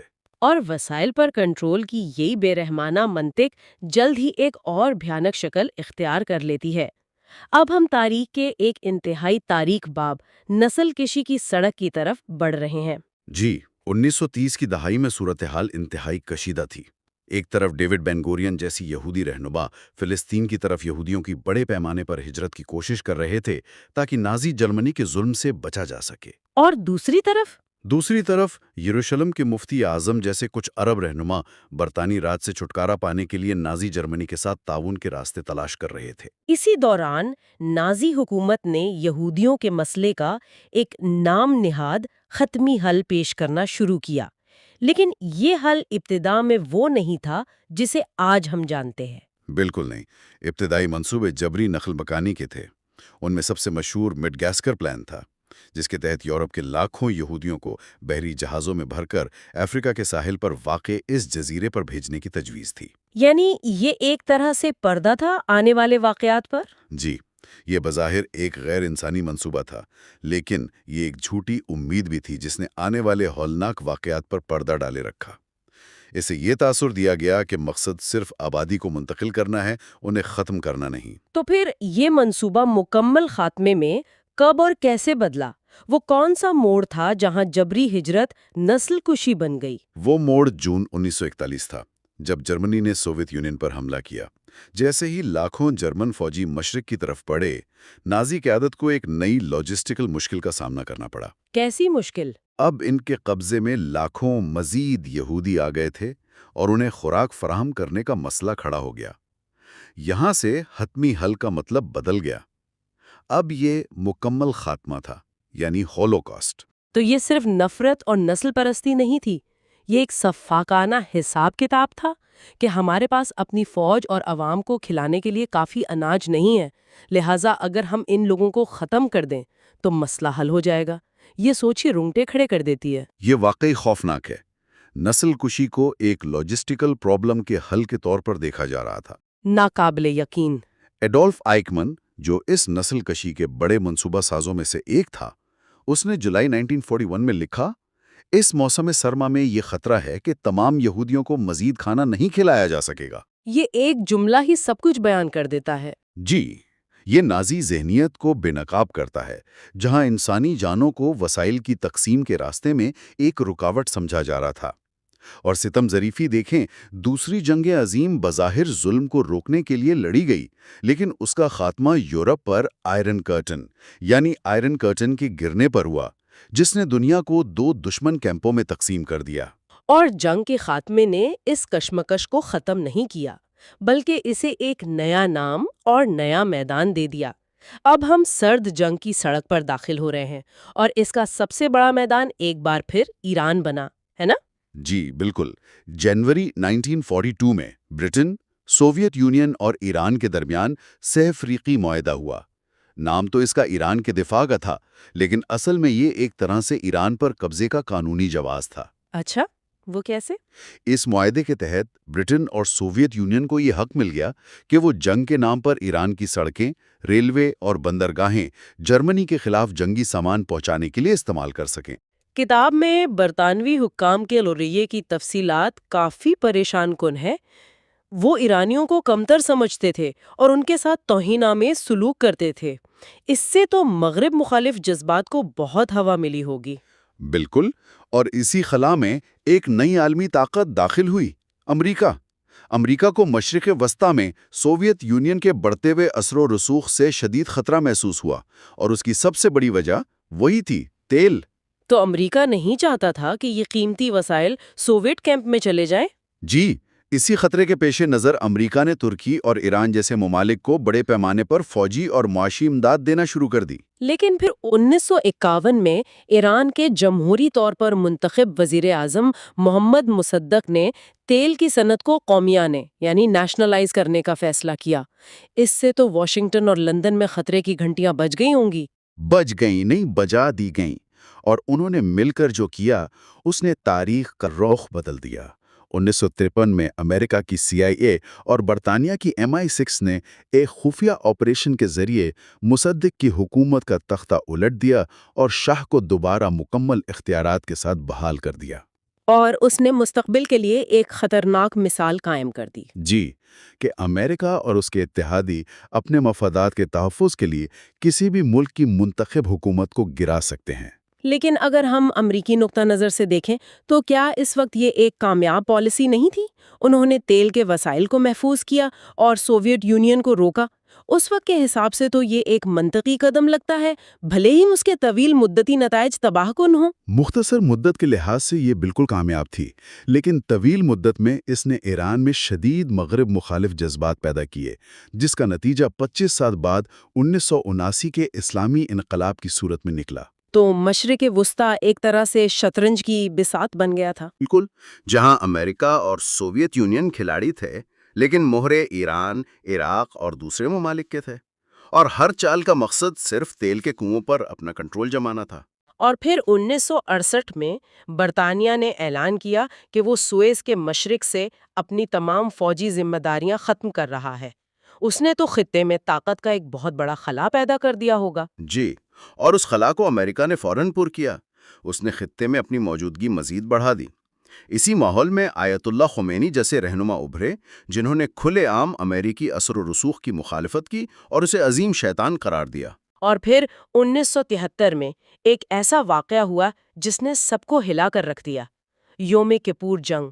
اس جنگ نے اسرائیل اور دونوں سپر پاورز کو واقعی حیران کر دیا تھا۔ مصر اور شام کا اچانک حملہ اتنا شدید تھا کہ ابتدائی طور پر اسرائیلی فوج کے قدم اکھڑ گئے۔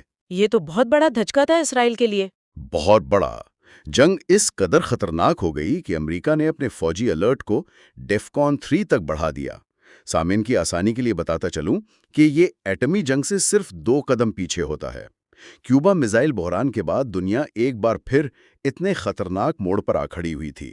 لیکن اس جنگ کا سب سے بڑا نتیجہ فوجی نہیں تھا، بلکہ معاشی تھا۔ بالکل، عرب تیل پیدا کرنے والے ممالک نے اسرائیل کی حمایت کرنے پر امریکہ اور مغربی ممالک کو تیل کی فروخت پر پابندی لگا دی۔ تاریخ میں پہلی بار تیل کو ایک ہتھیار کے طور پر استعمال کیا گیا۔ اور اس کے نتائج کیا ہوئے؟ تیل کی قیمتیں راتوں رات 4 گنا بڑھ گئیں، مغربی معیشتیں ہل کر رہ گئیں، اور امریکہ کو پہلی بار یہ تلخ حقیقت تسلیم کرنی پڑی کہ وہ توانائی کے لیے مشرق وسطیٰ کا محتاج ہے۔ سر جنگ کی بساط پر ایک بہت بڑا مہرہ پٹ چکا تھا۔ تو آج ہم نے دیکھا کہ کس طرح 20ویں صدی میں مشینوں کے لیے تیل اور انسانوں کے لیے گندم کی دوڑ نے عالمی طاقت کے توازن کو بگاڑا، دنیا کو دوسری جنگ عظیم اور ہولوکاسٹ کی ہولناکیوں میں دھکیلا اور ایک ایسی عالمی کشمکش کی بنیاد رکھی جسے سرد جنگ کے نام سے جانا جاتا ہے۔ اور یہاں سوچنے کی بات یہ ہے، جو فرینکو پین کی کتاب کا مرکزی نقطہ بھی ہے، کہ وسائل پر مبنی یہ تنازعات، یہ غیر ملکی مداخلتیں اور ان سے پیدا ہونے والی نفرت کی تاریخ آج بھی مشرق وسطیٰ کی سیاسی عدم استحکام، اس کی قومی شناختوں اور عالمی تعلقات کو کس طرح متاثر کر رہی ہے۔ یہ وہ سوال ہے جو آج بھی اتنا ہی اہم ہے جتنا کل تھا۔ بالکل۔ ہماری اس سیریز کے اگلے اور آخری حصے میں ہم امریکی غلبے کے دور، سپر پاورز کی دشمنیوں کی نئی پیچیدگیوں اور 21ویں صدی میں نئی سلک روڈز کے ابھرنے جیسے چیلنجز پر بات کریں گے۔ ہمارے ساتھ ضرور جڑیے گا۔ پچھلی 5 نشستوں میں ہم نے قدیم تجارتی راستوں سے لے کر سلطنتوں کے عروج و زوال تک کا ایک لمبا سفر طے کیا ہے۔ آج ہم 20ویں اور 21ویں صدی کے دوراہے پر کھڑے ہیں۔ ہمارے سامنے کتاب کے آخری ابواب ہیں جو ہمیں ایک نئی شاہراہ ریشم تک پہنچاتے ہیں۔ تو آج کا ہمارا مشن یہ سمجھنا ہے کہ تاریخ کا پہیہ کیسے گھوم کر واپس وہیں آ رہا ہے، یعنی مشرق کی طرف۔ بالکل، اور یہ سمجھنا بہت ضروری ہے کیونکہ یہ صرف ماضی کا قصہ نہیں ہے۔ آج کی دنیا کی جو سیاست ہے، معاشی طاقت کا توازن، ان سب کی جڑیں اسی دور میں ہیں جس پر ہم آج بات کریں گے۔ فرینکو پون ہمیں بتاتے ہیں کہ دوسری جنگ عظیم کے بعد شاہراہ ریشم کا دل ایک نئے کھیل کا میدان بننے والا تھا، اور اس کھیل کا سب سے قیمتی اثاثہ تھا تیل، یعنی کالا سونا۔ تو آئیے اس کو کھولتے ہیں۔ باب 22 کا عنوان ہے امریکی شاہراہ ریشم۔ دوسری جنگ عظیم کے بعد برطانیہ، جو صدیوں سے ایک بڑی طاقت تھا، وہ کمزور پڑ چکا تھا۔ اس سے ایک بہت بڑا خلا پیدا ہوا۔ تو فرینکیفن کے مطابق اس خلا کو کس نے پور کیا؟ دیکھیں، اس خلا کو پر کرنے کے لیے امریکہ ایک نئی عالمی طاقت کے طور پر سامنے آیا، لیکن فرینکیفن واضح کرتی ہیں کہ یہ تبدیلی بنیادی طور پر معاشی تھی۔ امریکہ کی نظر مشرق وسطیٰ کے تیل کے بے پناہ ذخائر پر تھی۔ اچھا۔ جنگ کے بعد دنیا کی تعمیر نو اور معاشی ترقی کے لیے توانائی کی ضرورت تھی، اور وہ توانائی تھی تیل۔ تو امریکہ نے ایک پوری حکمت عملی بنائی کہ یہ تیل مغربی دنیا، خاص طور پر امریکہ کے دسترس میں رہے۔ اور اسی نیٹ ورک کو وہ امریکی شاہراہ ریشم کا نام دیتے ہیں؟ جی بالکل، یہ پائپ لائنوں، بحری راستوں، فوجی اڈوں اور سیاسی اتحاد کا ایک جال تھا جس کا مقصد صرف اور صرف تیل کے بہاؤ کو کنٹرول کرنا تھا۔ اور اس کی سب سے ڈرامائی مثال ہمیں ایران میں نظر آتی ہے۔ 1953 میں وزیر اعظم محمد مصدق کی حکومت کا تختہ الٹ دیا گیا۔ کتاب اسے ایک فیصلہ کن موڑ قرار دیتی ہے۔ یہ اتنا اہم کیوں تھا؟ مطلب یہ تو ایک ملک کا اندرونی معاملہ لگتا ہے۔ یہیں پر فرینکو پین کا تجزیہ بہت گہرا ہو جاتا ہے۔ مصدق کا سب سے بڑا جرم، آپ کہہ سکتی ہیں، یہ تھا کہ انہوں نے ایران کی تیل کی صنعت کو قومیہ لیا تھا، یعنی اسے برطانوی کنٹرول سے نکال دیا۔ جی، اسے ایرانی ریاست کی ملکیت بنا دیا تھا۔ یہ مغربی مفادات پر ایک براہ راست حملہ تھا۔ اسی لیے امریکہ کی CIA اور برطانیہ کی MI6 نے مل کر ان کی حکومت ختم کر دی اور شاہ ایران کو دوبارہ تخت پر بٹھا دیا۔ اچھا۔ یہ واقعہ اس لیے ایک فیصلہ کن موڑ تھا کیونکہ اس نے آنے والی دہائیوں کے لیے امریکی پالیسی کا ایک نمونہ طے کر دیا۔ پیغام واضح تھا، جو بھی ہمارے تیل کے مفادات کو چیلنج کرے گا اسے ہٹا دیا جائے گا، چاہے اس کے لیے آمروں کی حمایت ہی کیوں نہ کرنی پڑے۔ کرنے کی کوشش تھی، لیکن ظاہر ہے امریکہ اس بساط پر اکیلا کھلاڑی نہیں ہو سکتا تھا۔ یہاں سے ہم باب 23 میں داخل ہوتے ہیں، سپر پاورز کی دشمنی کی راہ۔ سوویت یونین کیا کر رہا تھا؟ بالکل ٹھیک، سوویت یونین کے لیے یہ صورتحال بہت تشویشناک تھی۔ اس کے پڑوس میں امریکہ اپنا اثر و رسوخ تیزی سے بڑھا رہا تھا۔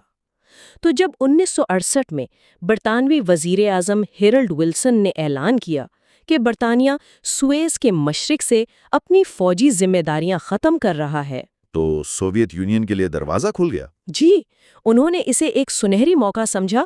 انہوں نے خطے میں امریکہ مخالف جذبات کو ہوا دینا شروع کر دیا۔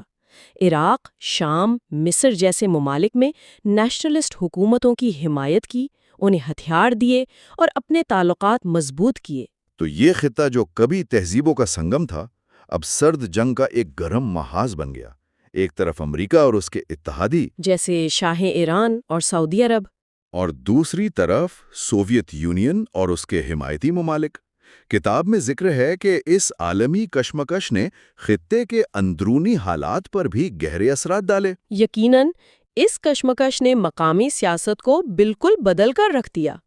تیل کی دولت نے خلیجی ممالک کو امیر تو کر دیا، لیکن یہ پیسہ اکثر آمرانہ حکموں کو مضبوط کرنے اور عوام کی سیاسی آزادیوں کو دبانے کے لیے استعمال ہوا۔ اور آیت اللہ خمینی جیسی شخصیات کا ابھار وہ بھی اسی تناظر میں تھا۔ بالکل، فرینکوپن انہیں اسی تناظر میں دیکھتی ہیں۔ خمینی صرف ایک مذہبی رہنما نہیں تھے، وہ امریکی سامراجیہ اور شاہ کی پالیسیوں کے سب سے بڑے ناقد کے طور پر ابھرے۔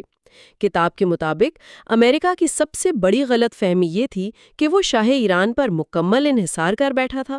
وہ زمینی حقائق کو سمجھ نہیں پائے۔ جی، وہ یہ سمجھنے میں ناکام رہے کہ زمین پر لوگ کیا سوچ رہے ہیں، ان کی امنگیں کیا ہیں، اور شاہ کی حکومت اندر سے کتنی کھوکھلی ہو چکی ہے۔ وہ صرف تہران کے محلات کو دیکھ رہے تھے، گلیوں میں جو انقلاب پنپ رہا تھا اسے نہیں۔ اور یہاں سے بات واقعی تباہی کی طرف جاتی ہے، جو ہمیں باب 24 تک لے آتی ہے، تباہی کا راستہ۔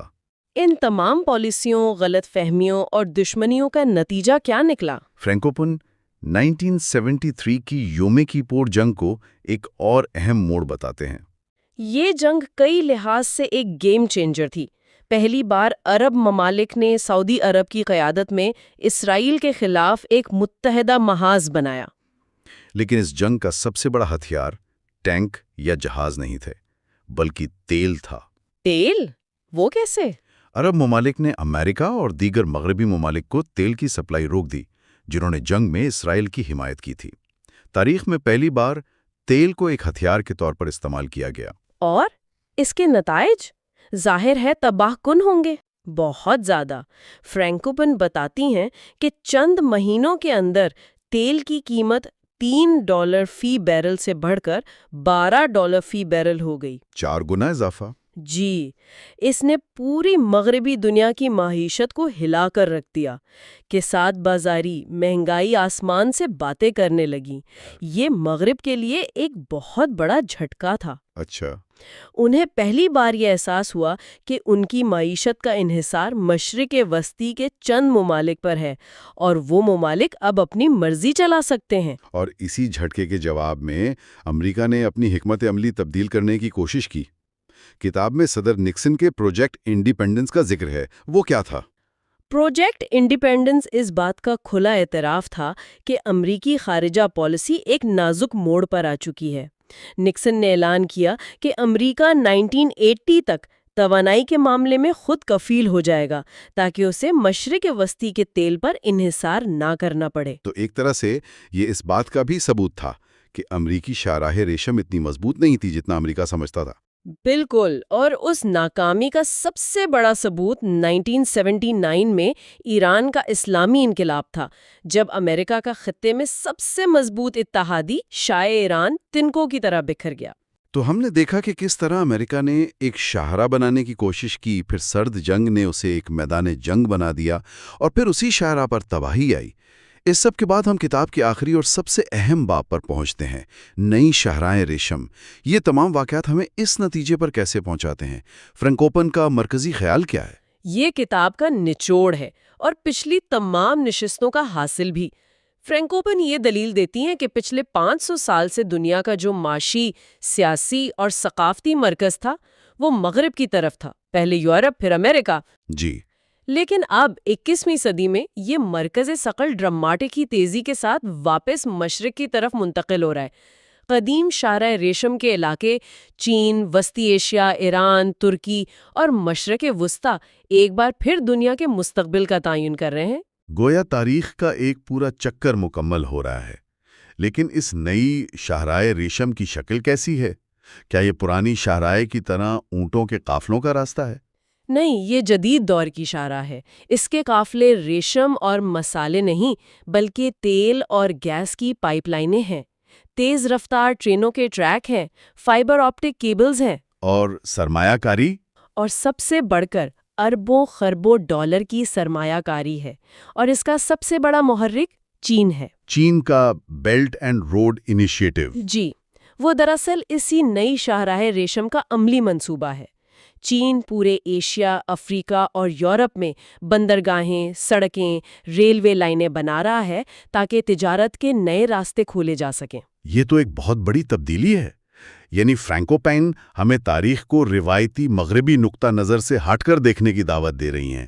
وہ کہہ رہی ہیں کہ کولمبس کا امریکہ دریافت کرنا تاریخ کا اختتام نہیں تھا بلکہ ایک وقفہ تھا۔ اصل کہانی تو ہمیشہ سے ایشیا کے دل میں رہی ہے۔ بالکل، کتاب ہمیں یہی یاد دلاتی ہے کہ تاریخ ایک سیدھی لکیر نہیں ہے جو مشرق سے شروع ہو کر ہمیشہ کے لیے مغرب پر ختم ہو جائے۔ یہ ایک پیچیدہ جال ہے جہاں طاقت کا توازن ہمیشہ بدلتا رہتا ہے۔ صدیوں تک شاہراہ ریشم تہذیبوں کے درمیان رابطے کا ذریعہ رہی، پھر یہ خطہ نو آبادیاتی طاقتوں کے قبضے میں آیا، پھر سرد جنگ کا اکھاڑا بنا، اور اب فرینکوپن کے مطابق یہ خطہ ایک مرتبہ پھر اپنی تاریخی حیثیت دوبارہ حاصل کر رہا ہے۔ جی، یہ صرف سامان کی نقل و حرکت نہیں ہے، یہ طاقت، اثر و رسوخ اور عالمی نظام کے مرکز کی منتقلی ہے۔ تو دی سلک روڈز کا یہ طویل سفر ہمیں اس نتیجے پر پہنچاتا ہے کہ دنیا کا نقشہ ایک بار پھر بدل رہا ہے۔ شاہراہ ریشم صرف تاریخ کی کتابوں کا حصہ نہیں بلکہ یہ ہمارے حال اور مستقبل کی حقیقت ہے۔ یہ انسانی رابطے، ترقی، لالچ اور تصادم کی ایک لازوال کہانی ہے۔ اور آخر میں کتاب ہمیں ایک بہت گہرے اور سوچنے پر مجبور کرنے والے سوال کے ساتھ چھوڑ جاتی ہے۔ جیسے جیسے دنیا کا مرکز واپس مشرق کی طرف منتقل ہو رہا ہے اور چین، بھارت، ترکی اور ایران جیسی پرانی تہذیبیں نئی طاقتوں کے طور پر ابھر رہی ہیں، تو کیا ہم ماضی کی غلطیوں سے کچھ سیکھیں گے؟ ایک بہت اہم سوال ہے۔ کیا یہ نئی شاہراہیں تعاون اور مشترکہ خوشحالی کا باعث بنیں گی جیسا کہ وہ اپنے بہترین دور میں تھی، یا پھر یہ بھی پرانی شاہراہوں کی طرح نئی سلطنتوں کے درمیان مقابلے، تنازعات اور تسلط کی جنگ کا میدان بن جائیں گی؟ تاریخ نے ہمیں شطرنج کی بساط تو دکھا دی ہے۔ جی، اور مہرے بھی اپنی جگہ پر آ چکی ہیں، لیکن اگلی چال ابھی باقی ہے۔